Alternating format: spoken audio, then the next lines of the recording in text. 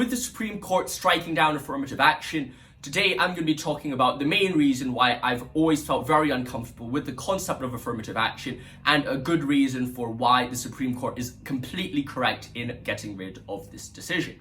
Now, for those people who haven't stayed up to date with American politics, affirmative action was an idea born out of the civil rights movement where certain minority groups, in the case of America, African Americans, were given a priority, a certain privilege, a certain advantage to get to certain jobs, to get to universities, college admissions, and all these different categories in their applications so that they're, as the minority group, via that inequality, by them getting that advantage over their competitors, would be able to balance out equality over the long time, working towards equity. With that idea of affirmative action in mind, I would like to talk about the biggest reason for why I am very happy that affirmative action is gone. The reason why I dislike affirmative action is that it reduces equality and inequality to a mere form of teleology. If we're thinking back about what the description and what the definition of affirmative action is, it's about using either a state of equality or a state of inequality to reach a certain end, which is a teleological framework. So why is that problematic? Why is it problematic for equality to be reduced to a teleological way of thinking?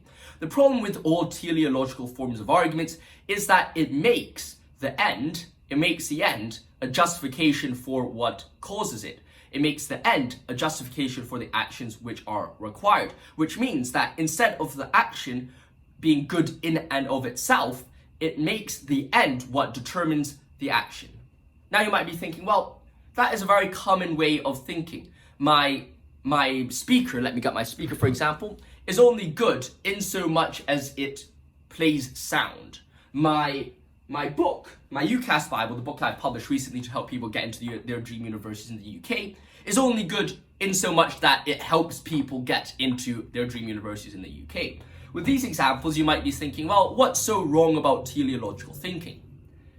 I argue that teleological thinking is all right for objects, inanimate things, books, speakers, pillows, whatnot, but it cannot be applied to broader ethical principles like equality, inequality, justice, and all these concepts. The reason for this is because, for most part, we believe equality to be something which is good intrinsically.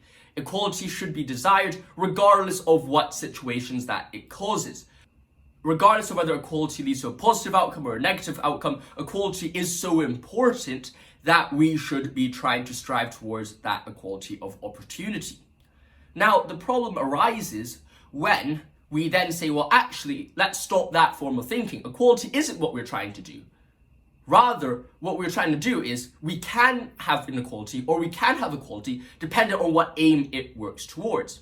That creates a very dangerous precedent. And I think that affirming affirmative action creates a very dangerous precedent where you get what is intrinsically good away from equality and inequality, but rather to the end, what that could achieve.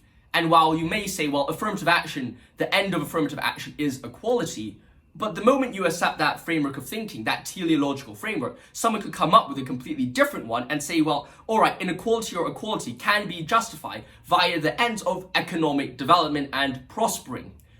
And that is clearly not a line that one wants to draw down. One does not want to accept the idea that economic boost, economic growth, can be a justification for equality or inequality. For example, slavery. You might look at slavery and be like, well, actually, in some cases, a good argument could be made that at certain periods in time, slavery was necessary for the development of the human species. Well, does that justify slavery, the inequality, the horrors of slavery? Definitely not. But then the problem is that that is the line of argument, that is the line of reasoning which is being opened up by affirmative action. It's a precedent opened up by affirmative action. And as a result, this is, for me, the main philosophical reason for why I've always been very uncomfortable with affirmative action. I'm not arguing against inequality. I'm not arguing against equality. Those are not the points of this video. However, I am just trying to talk about the intrinsic problems of affirmative action as a concept. If you enjoyed this short video, make sure to like and subscribe. And if you do want to support my mission to provide high quality philosophical content to the world, then go check out our Patreon. The link is in the description below. Also, I have to plug this, but if you are applying to the UK or know people who are applying to the UK, make sure to go check out the UCAS Bible. It's a book that I've published which includes worksheets, checklists, and a step-by-step guide of how you can get into your dream universities in the UK. So make sure you go check it out. The link to that will be in the description below. Stay safe, my friends. See you soon. Thank you for watching, and goodbye. I'll see you next one.